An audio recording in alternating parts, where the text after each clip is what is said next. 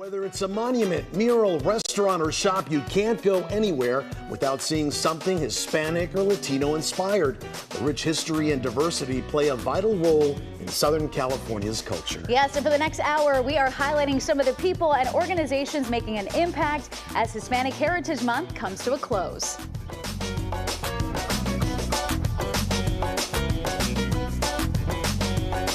And welcome to KCAL's Hispanic Heritage Month special. I'm Juan Fernandez. And I'm Kalina Estrinos, and we're going to have so much fun. I'm ready to dance. Let's do it. And just explore everything. By the way, did you know that LA County has the largest Hispanic and Latino population in any U.S. county? We're talking nearly 4.7 million people, and more than 3 million of them are Mexican. That's according to the latest estimate of the U.S. Census Bureau. Yeah, we're a big deal. The county is also home to the largest Central American population in the U.S., including the largest Guatemalan, Costa Rican, and Salvadoran populations. This is so exciting. So today we are going to highlight our community, and we are not alone. Leslie Marin and Gio Insignaris are out in the field helping us out. Leslie is at the Museum of Latin American Art in Long Beach, and Gio is at the Plaza de la Raza in Lincoln Park. We'll check in with them very soon. But first, Spanish is the second most spoken language in California, but many native speakers were discouraged as kids from speaking Spanish because of bigotry. Yep, but that is beginning to change. KCAL News reporter Luz Delia Caballero shows us a group helping people reclaim their language. Wendy Ramirez and Jacqueline Rodriguez are getting ready, se están preparando for their first session of the day with Spanish Sin Pena, or Spanish Without Shame. ¿Cómo están hoy? Thank you for joining us today. Spanish Sin Pena is this amazing community of people who have Latin American heritage but struggle with Spanish. It's made up of people like founder Wendy Ramirez, who have grown up in the U.S. their whole life. Their parents come from a Spanish-speaking place, and then you forget it. Adding, this is the reality for many Latinos and Chicanos who grew up in the 1950s, 60s, and 70s. There's a generation that was punished for speaking Spanish, that basically were forced to assimilate. Eso es un poquito más fácil. I do get judged, and so what people often say is shame on your parents for not teaching you, without recognizing the pain, the generational trauma that comes from that. And giving you a big hug. Entonces, a generation of pochos y pochas was born. Being a pocha just means my Spanish is something I'm still working on. It means I go from Spanglish to Spanish to English.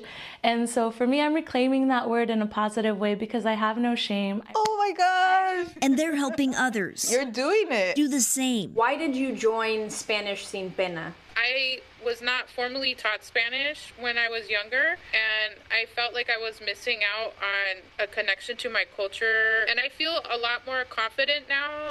Being able to contribute to that reconnection is emotional. Spanish Sin Pena hosts book clubs, coaching, guest speakers, therapists, and it's served more than 1,200 students since being founded in 2019. Lista para practicar español? In the pandemic, we had over 1,000 people on our wait list based on what the needs are. We actually launched our trips, so we're going to El Salvador this November, and it just reminded us that it's so much more than a language, that there's just a need for community. One Spanish Sin Pena has created. Nosotras también estamos excited. There's a lot of healing and tears that also happen in our programs. That's why some people say you come for the Spanish sessions and you stay for the group therapy. Therapy that liberates, que libera, and builds confidence con cada palabra. Your Spanish is great. I'm really proud of being able to create a space where juntos somos más fuertes. Reporting in Montebello. Perfecto. Luz Delia Caballero, KCAL News. Wow, they're learning to master the language and also going on some pretty cool trips as well, I know, right? It makes me want to sign up. It looks like so much fun. It's fantastic. All right, let's go to our Leslie Marin now at the Museum of Latin American Art in Long Beach. Leslie. Hi, Kalina and Juan. We're here in Long Beach standing outside the Museum of Latin American Art, also known as MOLA. And did you know it is the only museum in the country dedicated to Latino and Latin American art? There is so much to show you here, and they have so many programs for families in this community. But before we go inside, I want to introduce you to another organization doing good work in Boyle Heights. También. Marta Rizzo shows us the garden that brings her joy these days. Aquí tengo chile. And much like the plants she waters, Marta is in need of a little help too. At 62, she found herself without a place to live. terminé sin nada. She says she was left with nothing. In the middle of the pandemic, during shutdowns, Marta says the family she nannied for moved. She then spent 6 weeks in the hospital after contracting COVID and was unable to move back into the room she was renting. Imagínese una persona enferma y en la calle. But Marta, who still struggles with her health every day, now has a bed at the Guadalupe Homeless Project Women's Shelter. She shows us around the space she's called home for the last 4 months. These are some of the shelter residents that have been here in the past. The shelter in Boyle Heights is run by the nonprofit Proyecto Pastoral and is the only shelter in the county that offers temporary housing specifically to women 55 years and older. This is our women's shelter. We have our 15 beds for each of the women. Women here are given everything from hygiene kits to clothes, dresses, 3 hot meals a day, a shower, and a bed. a place where they can call it home, where they can feel safe, where they can feel comfortable, where they can feel that they can approach the staff and ask questions. Interim shelter director Salvador Mendoza says the priority is to go beyond regular care. The women here also receive mental health services, job skills, and English classes. The need has never stopped. And Marta isn't alone. The most recent LA County homeless count shows that more than 30,000 Latinos are experiencing homelessness. That's up more than 70% since 2018. And Proyecto Pastoral says they're seeing more and more older people needing their help. A lot of them are mothers, grandmothers that are independent and don't want to rely on their families, and or families are not able to care for them. And we want to make sure that every elder, every human being is treated with dignity. Marta tells us although her family doesn't have room to house her, she still visits them often. Shelter staff's ultimate goal is to find every woman that stays here long-term housing. No me siento discriminada. En todo nos toman en cuenta a todas. For now, Marta says she's at peace here. I am strong. Every day she wears these bracelets given to her by a shelter staff member. I am worthy. A reminder that while she waits for a home of her own, she now has a support system to lean on. Leslie Marin, KCAL News. Oh, that is such a great story and such a great organization. And it's right here in SoCal. It's fantastic. I love it. So many great resources here. Okay, now we want to get out to our very own Gio in Signares over at Plaza de la Raza for a look there in Lincoln Park. Hi, Kalina. Hi, Juan. Let us tell you that Plaza de la Raza, or Place of the People, has been supporting arts education and the community for a long time, more than 50 years, going back to 1970, offering dozens of different classes, including art, music, dance, and theater, all of that for more than 5,000 students a year. It's a colorful and cultural oasis for the east side of LA, getting more than 25,000 visitors a year. It's also up the street from another site dedicating itself to the community. Espio 1839 is a unique book and gift store highlighting Hispanic artists and writers, not to mention empowering local activists. KCAL News reporter Lori Perez takes us inside.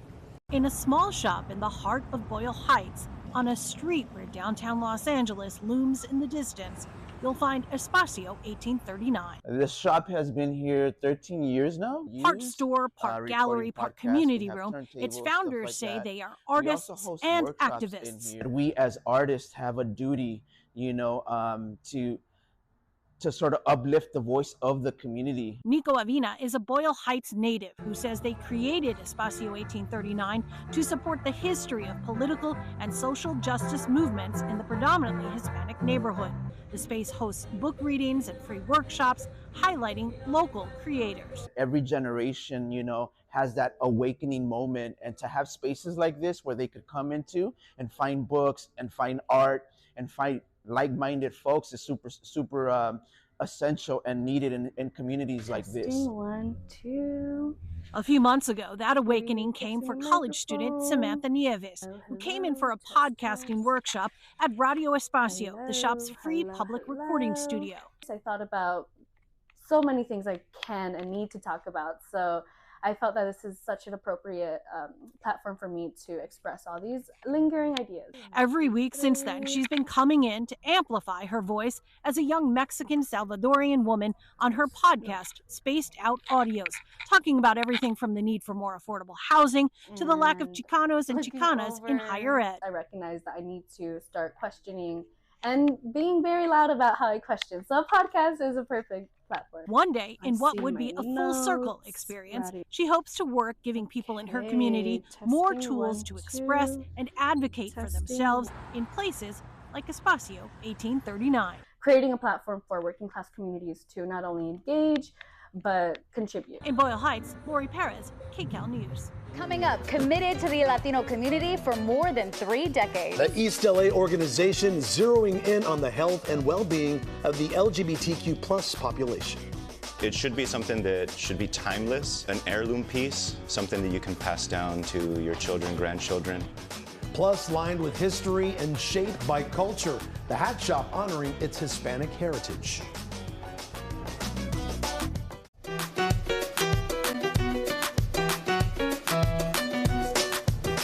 From a food bank to critical HIV treatments, the nonprofit is providing essential services to LA's Latino community.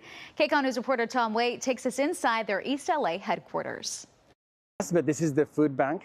Daniel Gonzalez taking us through Bienestar, a full-service medical clinic, and even a food bank, providing a huge range of services focused on the Latino LGBTQ community. People first come, everybody's like, so they feel like uncomfortable because they have like HIV positive, and well, when we start the support groups, the people start to get open. Gonzalez volunteers with Bienestar, but he came to the organization as a client. And after COVID, I moved from Mexico to here, and well, I feel like so lonely, and I start to get depressed.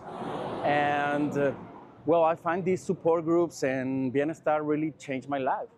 Robert Contreras is Bienestar's president and CEO. He says Latinos often worry that if they request medical help, it could interfere with their efforts to become citizens. Even though they may qualify for Medi-Cal, they feel that if they do, once they want to become citizens, their citizenship may be denied because the government may think that that's a public charge. Contreras says in the last 12 years, HIV infection rates in the Latino gay community have remained stagnant because Latinos aren't receiving the right information about preventative treatment. And one of the reasons why I believe that is so is because Latinos have not been a priority in terms of targeting them. Gonzalez echoes those concerns, which is why Bienestar's services are so critical. That happened a lot with community Latin because they don't have the information, and Bienestar really helps on that. In November, Bienestar will celebrate its 35th anniversary.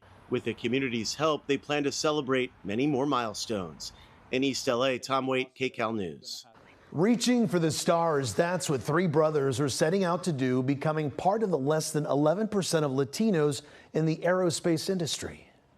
So right now we're working on the preliminary tooling. The Amezquita brothers all work at Scorpia's space launch company, that's in Torrance. Edgar is a mechanical engineer and Abraham is a composite technician. The 2 of them took part in the historic lunar landing back in February. It was the first time commercial entities landed on the moon, and most recently their 3rd brother, Ramiro Jr., was asked to come on board. I never thought I would be in this position, This is like a dream come true, actually.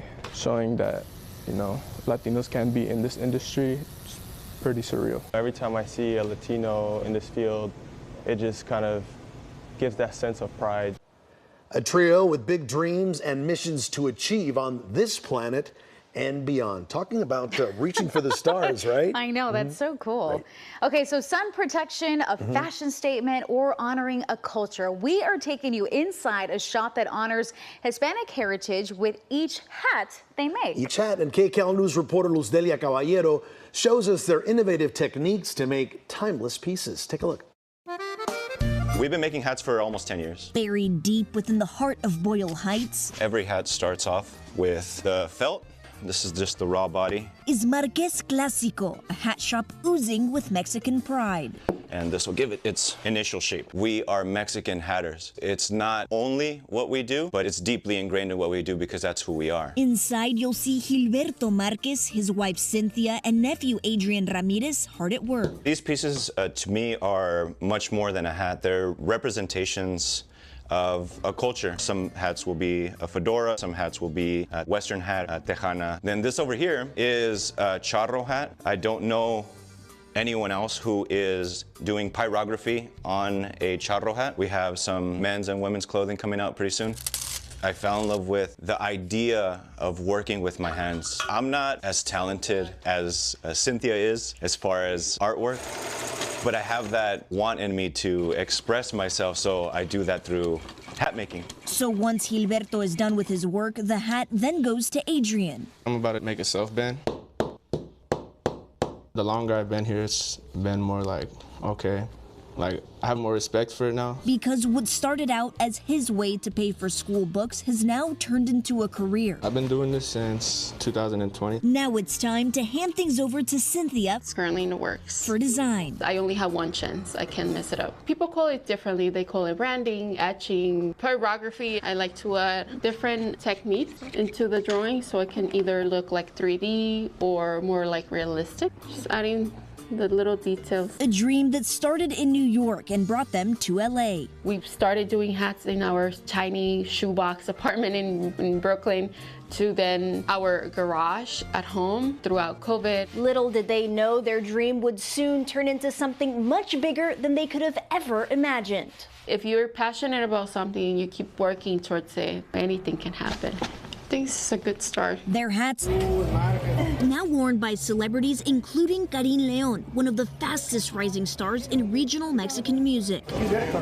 Each piece takes about 2 weeks to make. Depending on the customization, sometimes it can take longer. To them, this isn't a job, it's a privilege. I'm able to keep the tradition of hat wearing, but also the tradition of hat making alive. Each hat lined with history, shaped by culture and created to endure the test of time. It should be something that should be timeless, an heirloom piece, something that you can pass down to your children, grandchildren. In Boyle Heights. What's classic never dies. Lustelia Caballero. It's what keeps us going. KCAL News. One. That hat would look great on you. Amazing. We got to get you one of those hats. Classic and sharp. I would love one. Okay, Christmas list. Let's do it. Okay. All right, coming up, empowering and connecting Latino fathers. We'll tell you about the local group working to inspire dads to move forward and create their own legacy. Plus, the clinic providing quality health care regardless of a patient's ability to pay. And we'll head back to the Museum of Latin American Art where our Leslie Marin will show us their current exhibit.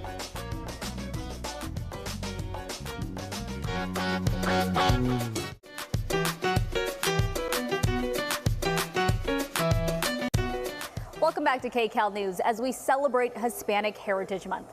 We're now inside the Museum of Latin American Art and just take a look at this incredible artwork behind us. We'll get to all of this in just a moment. But local Latino artists have been using their art as a way to express themselves and highlight important issues for decades. One of the largest murals in the world, the Great Wall of Los Angeles, is an example of that. It's more than half a mile long, depicting the history of ethnic peoples of California. KCAL News reporter Nick Zechevich has a closer look. You know, we've kept this, but there used to be jail cells all throughout here, and so those have all come down. From prisoners to paintings, this 1920s era former jail in the heart of Venice is now home to the Social Public Art Resource Center. Mural projects has kind of been the foundation of our organization. Sparks piece de resistance, the Great Wall of Los Angeles. It's likely the longest mural in the world, stretching for half a mile here in the Tujunga Wash in North Hollywood. And it tells the story of California from prehistory up until the 1950s through historic events and people from marginalized communities. It was all conceived by Chicana activist, muralist, and Spark co-founder Judith Baca back in 1974. They completed the mural in 1982. It definitely builds on this Mexican muralist tradition, right, where it was about educating the public at large and trying to communicate these large histories. Now, Spark is hard at work, extending the mural from the 1960s up to the present. And this time around, the work is being done off-site. The Spark team painting the mural on giant scrolls of material called polytab. Essentially, you can have, like, say, 300 feet of wall, but paint 600 or 700 feet of mural. And we sort of need that in order to sort of keep pace. These sheets will then get pasted on the inside of the wash. They hope to get the Great Wall to a full mile in length before the 2028 Olympics. So it's not just about thinking about this piece in the past, But what is that connective tissue today, so that we can inspire the next generation of social justice activists? Isabel is proof that art has the power to inspire. As a kid, she used to walk the Great Wall. Found it astounding, that I could see my family's history reflected in the wall. We have in our family archive a check stub that gives some payment for my great-grandfather to return to Mexico because we were not wanted here. Providing visibility for the people and events that shaped the present. You get to have your little granito de arena, your grain of sand, that you get to have a little piece in the contribution of the making of Los Angeles in this monumental project. In Venice Beach, Nick Zechevich, KCAL News. I want to bring in someone very special here. I have Solimar Salas, your VP of Content, Innovation, and Outreach for the museum. Thank you so much for joining us and allowing us to be here. Thank you for choosing MOLA to be part of your programming this year. We're very honored to have you here. It's a very unique, special, one-of-a-kind museum. What makes MOLA just so special in our community? The Museum of Latin American Art is a welcoming space to all of our visitors. We have the opportunity to showcase Latin American as well as Latino, Latina, Latinx artists within our gallery spaces, and it's an honor for us to be able to showcase our culture, our heritage, as well as share it with everybody that wants to visit. We're right now in the exhibition Arte Única, Art, Science, and Technology in Latin America Today, and this is part of our PST Arts and Science Collide programming that we have. It is an exhibition that highlights 20 artists from 5 Latin American countries, includes Argentina, Chile, Brazil, Peru, and Mexico. And we've seen a lot of very unique, moving pieces. Can you talk to me about one of the ones that actually is like a motion sensor? In the artwork by Leo Núñez, he's from Argentina, he highlights the whole process of the assembly of the installation that uses a very famous code and within its programming, where as the visitor walks through in front of it, it actually lights up in response to the movement. Solimar, this is a very unique piece behind us. Can you explain what this art is depicting? Absolutely.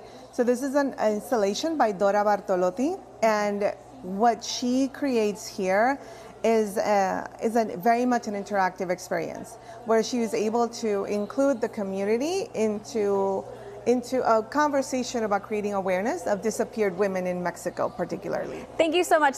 And don't forget, admission is free Sundays. Well, still to come, they're more than just something to smash at parties. How one artist is trying to change the way we see piñatas. Plus, breaking barriers on and off the field. The local organization helping Latinas use sports to further their education.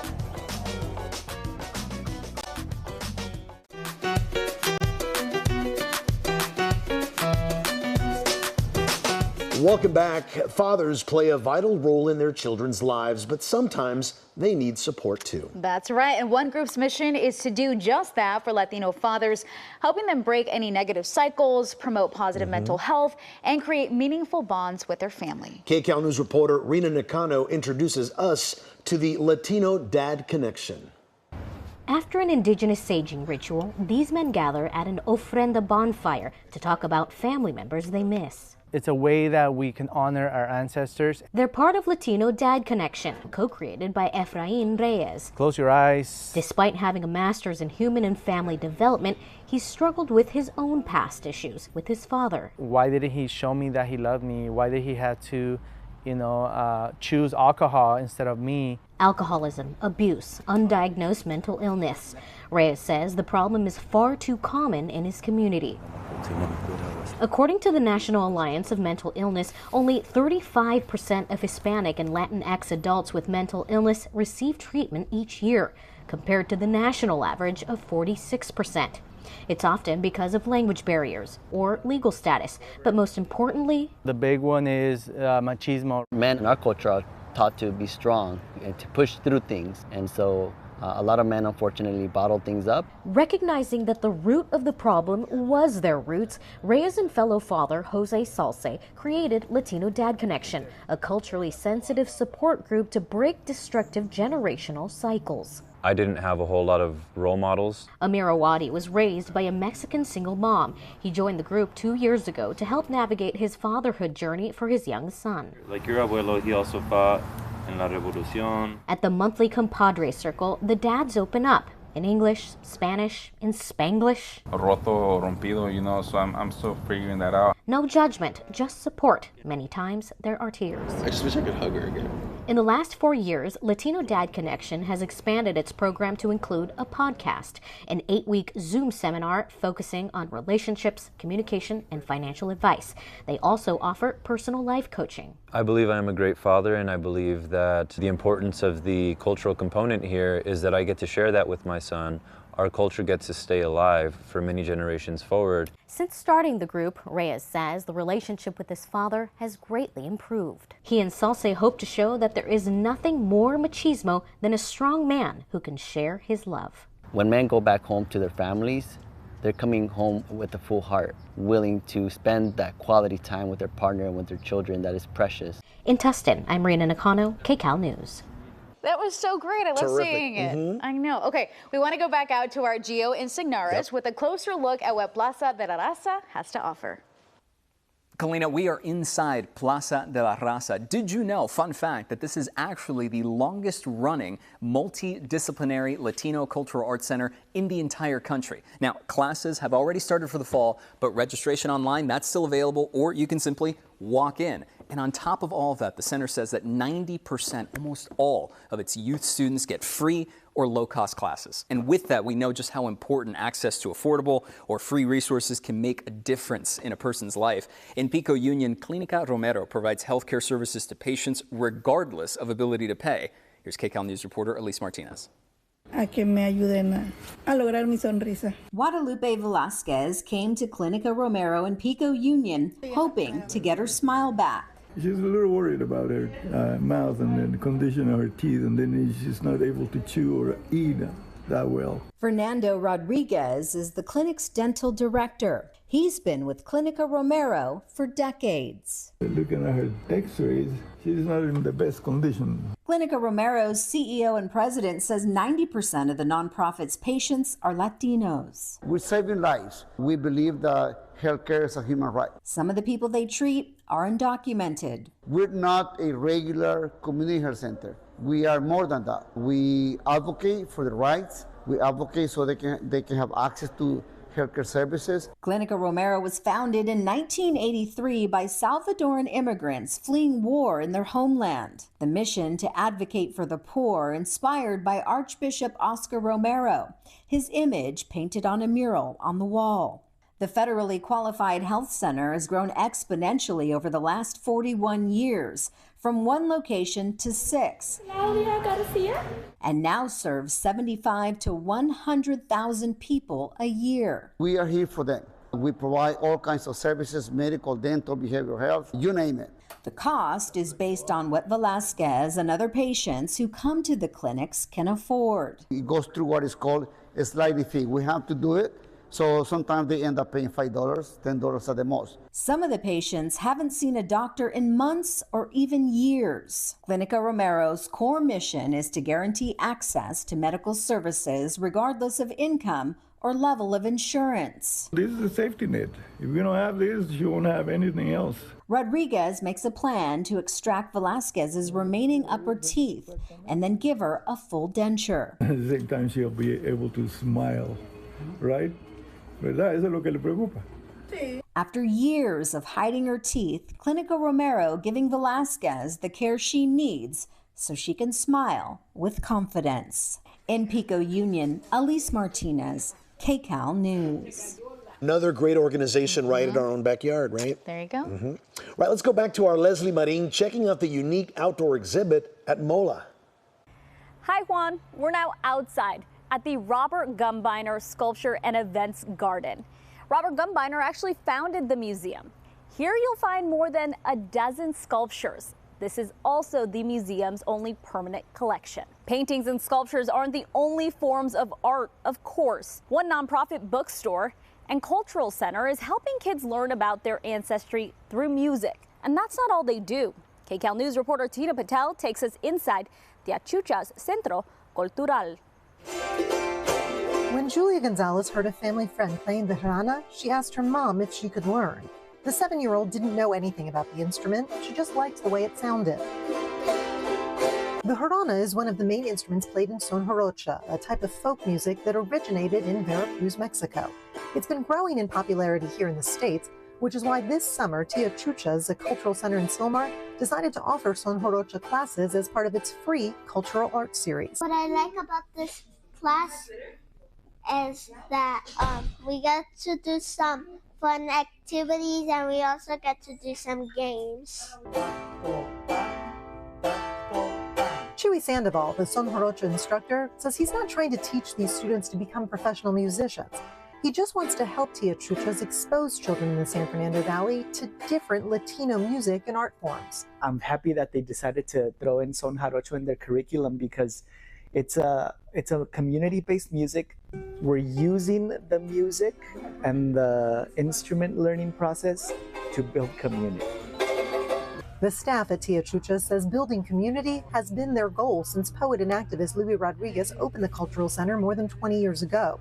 It is now a nonprofit, operating a specialty bookstore, displaying indigenous art, and offering space for open mic nights and community gatherings. There's so much going on that sometimes you're focused on your work and your life, your kids, all of that. So I feel like being here kind of brings you back into like thinking about yourself and your community, your culture. These students are young, so they may not realize how unique this place is, and they may not appreciate the lessons they're being taught. For now, they're just enjoying themselves. You play a Mexican instrument and it's really fun. It's fun and easy for me. In Silmar, Tina Patel, KCAL News. Oh, they sound so good. I love the music. Yeah. Okay, so she's the woman behind the hit show Lopez versus Lopez. Coming up, her mission to bring communities together through representation and laughter.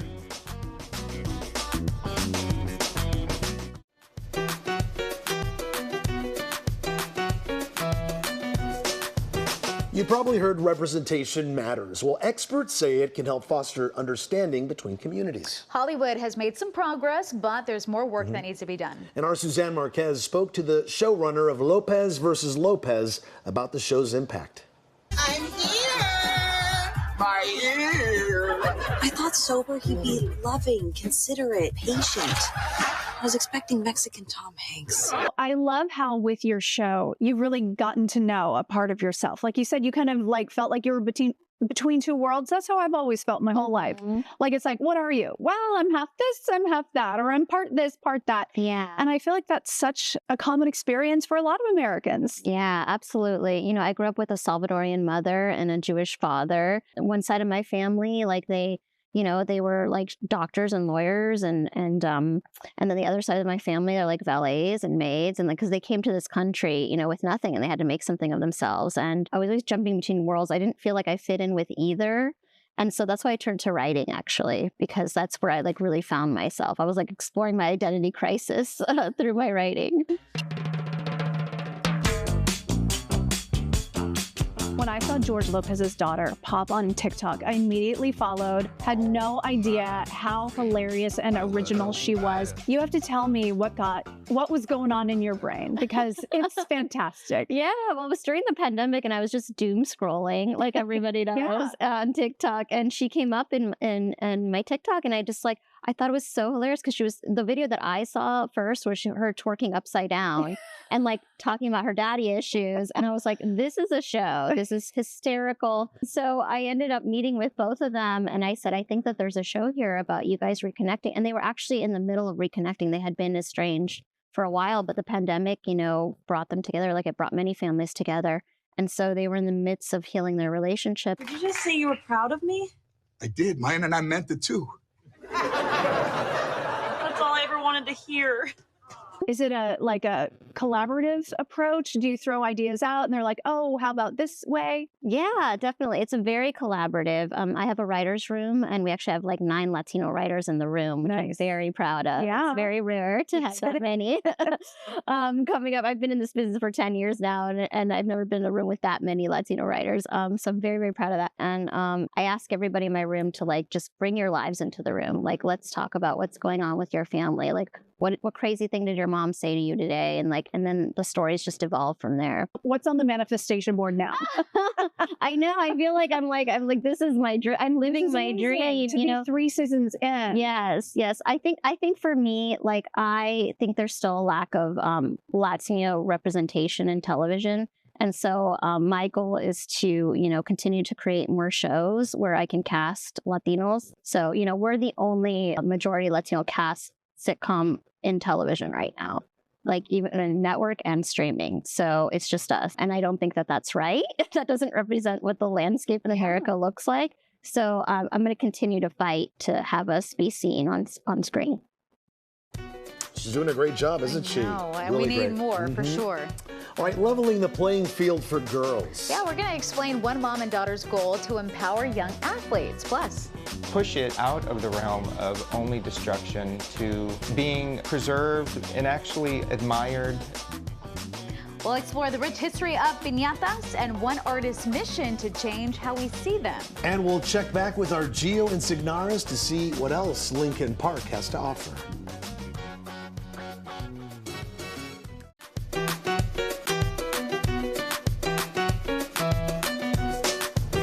Welcome back to KCAL News as we celebrate Hispanic Heritage Month. Plaza de la Raza is in the heart of Lincoln Park, and we've already talked about the cultural programs and opportunities provided here.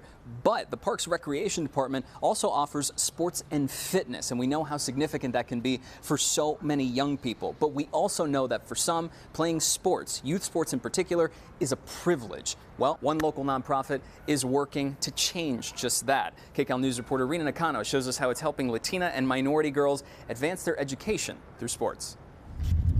Delilah Lopez has done this walk onto the Maxim softball field in Burbank hundreds of times. I've played probably since I was 4 years old. After a few seasons, coaches recognized her talent. That's when things got serious and expensive. We're definitely not a super rich family, rich with love. I like to say rich with love. But love couldn't pay for new jerseys and $500 bats. So she turned to the Ella Sports Foundation, which stands for Empowering Leadership in Latina Athletes. Our goal is to level the playing field for Latina athletes and women of color. Patty Godoy started the nonprofit with her daughter, Lily Travieso. As a young girl, she only had one dream. I told my mom, I was like, I want to play college. And she was like, all right, we'll figure out a way. Though Travieso struggled through her recruitment journey, she didn't give up. She eventually got a scholarship to play D1 softball, but that wasn't the case for her Latina teammates. Unfortunately, I saw the majority of them either quit because of financial reasons or cultural reasons. Boys in the Latino community are born with a soccer ball in their crib. Girls aren't. It's usually the other way around. It's like, no, don't get hurt. Go help your mom in the kitchen. The NCAA demographic database shows only 7% of student athletes are Hispanic. Travieso and her mother made it their mission to change that stereotype. Since 2019, Ella has hosted hundreds of equipment giveaways, clinics, camps, and mentoring and empowerment workshops for both the athlete and their parents. I got MVP. Ella has also flown Lopez and many others to top recruitment showcases. Being seen by the right people at the right time has given Lopez the opportunity of a lifetime. I committed to Cornell University, and I'm playing softball there. And freeze. Good, come here, Mia. Though Ella started out with a softball focus, it's now expanding to include soccer, boxing, basketball, and other programs. Go to a gate, go towards the gate. The goal is to show young, underserved girls that sports can further their education and beyond. They can build themselves up, that they can use sport to better themselves, to grow, to be a leader in their community. In Burbank, I'm Rina Nakano, KCAL News. As someone who played sports, yes, I love this story so much. It was great. Thank you. Way to go, ladies. Absolutely. Okay, it's an iconic symbol of Latino culture that has a long and fascinating history, deeply rooted in traditions dating back to the Aztec Empire. We're talking about a piñata. The Aztecs honored their gods by filling a small feather-covered pot with treasures and hitting it until all the contents fell at the feet of a statue. So piñatas were created to be destroyed, but local artists are trying to expand that view and make them for keeping. Push it out of the realm of only destruction to being preserved and actually admired and cared for in a long-term sense. And I've slowly developed a style where I use serrated fringe and use all acid-free materials just to make sure my pieces last for as long as they can. They're stunning. Gorgeous. Yeah, in this LA studio, Roberto Benavides has spent nearly 15 years creating these works of art. He starts with paper mache and balloons, sculpting shapes covered with fringed and metallic papers. He also adds a surprise inside. I do put stuff inside, but I don't talk about it. And it gives me the freedom to add something to a piece that may be very personal for me that I don't want to share with everybody. Honoring his Mexican heritage and adding his own twist. These are beautiful keepsakes, aren't they? So impressive. He is so talented. Gorgeous. Coming up, they are one of the oldest groups in contemporary music.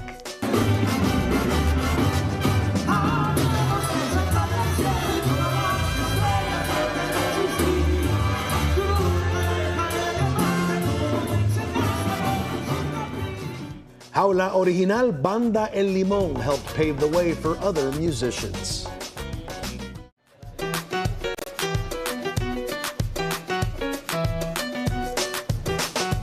It's a group that's defied the odds since it was formed nearly 60 years ago, and they're leading the way in the development of Mexican regional music. And they recently got an award right here locally just for that. And KCAL News reporter Luz Delia Caballero introduces us to Banda El Limón.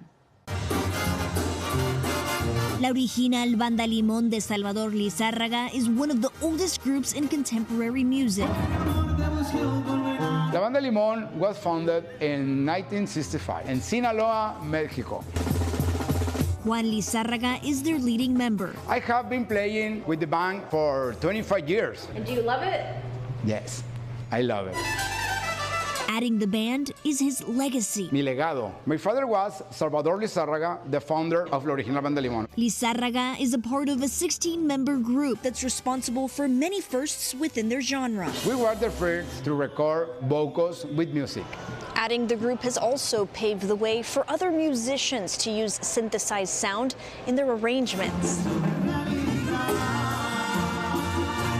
Victor Noriega Diaz has been singing with the band for the last 6 years. I am proud to be a part of La Original Banda Limón because it's the most important band in Mexico. Adding it's a group that has endured the test of time and one that successfully crossed over into the U.S. I didn't imagine coming to the United States. Joining the band was a blessing. And their achievements haven't gone unnoticed. Banda Limón receiving recognition from the city ahead of their 60th anniversary. Felicidades. Estos son los momentos que valen la pena en la vida. It's an absolute honor to be able to present this recognition to La Original Banda Limón, celebrating the deep traditions of regional Mexican music, banda music, Mexican culture, Latino culture. It's something that's so important, not just to our city in LA, but to our people all over the world. Ramon Baldonado says performing music that celebrates his roots is a dream come true. I like the contact with the people and when they sing with me. I am proud to be a part of Original Banda Limón. And even though it's been decades since they were founded, their sound remains the same, proudly traditional and true to their Sinaloan roots. This new album entitled Momentos is 48 production. They're icons of their genre, they're icons of regional Mexican music, of banda music. Reporting in Mid-Wilshire, Luz Delia Caballero, KCAL News. Well, thanks or gracias for watching our KCAL Hispanic Heritage Month special. I'm Juan Fernandez. Yes, gracias. And I'm Kalina Estrinos, and we hope you enjoyed celebrating with us and some of the diverse communities and individuals right here in our area.